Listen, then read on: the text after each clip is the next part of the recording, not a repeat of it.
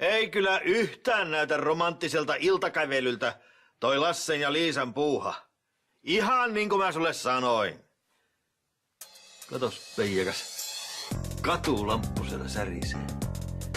Joo, täytyy tehdä kaupungille siitä ilmoitus. Mitä pimeämpi, sen parempi. Kuka se?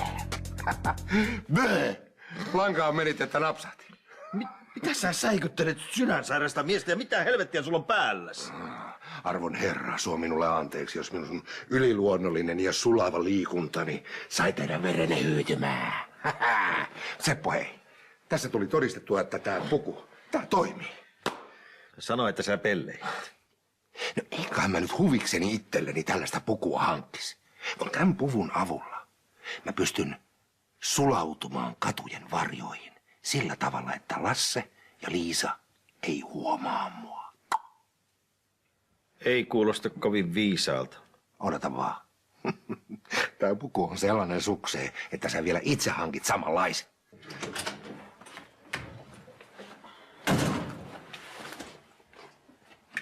Moi! Moi.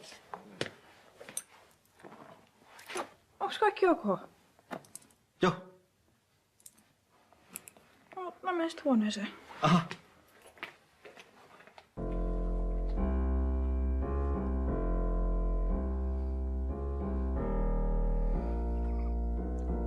Mä sanoin sulle. Täydellinen sukseen.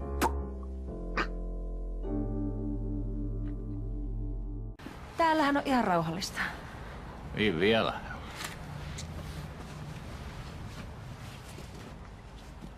Mä luulen, että Paulalla olisi taloyhtiön puheenjohtajana joku viisas mielipide tästä partioasiasta.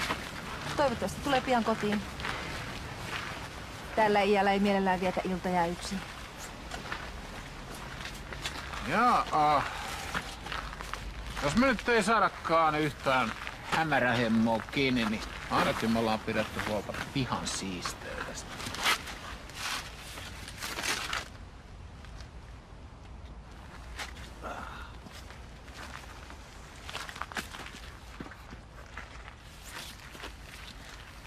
Mitähän se Ismo oikein meinas?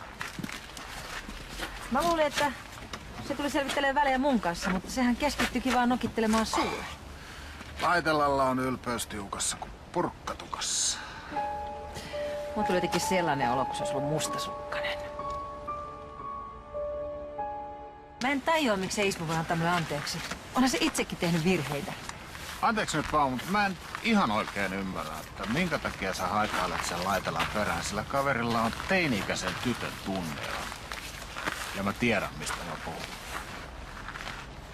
No onhan se aika oikukas, mutta mä rakastan sitä.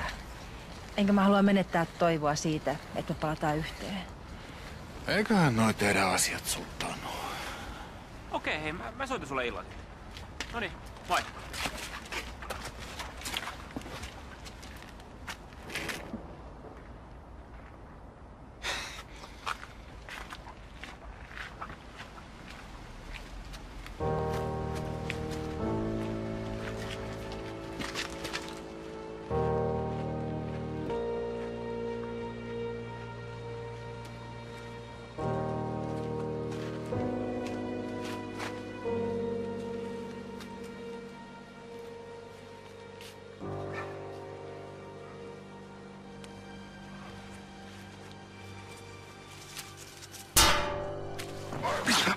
Ai sä...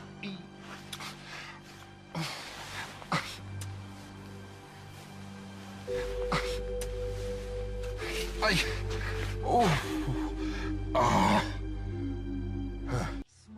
Hemmetin Laitela, mitä hittoa sä hiippailet täällä pihalla kommandopipo päässä? Oot sä menettänyt lopukin järkes?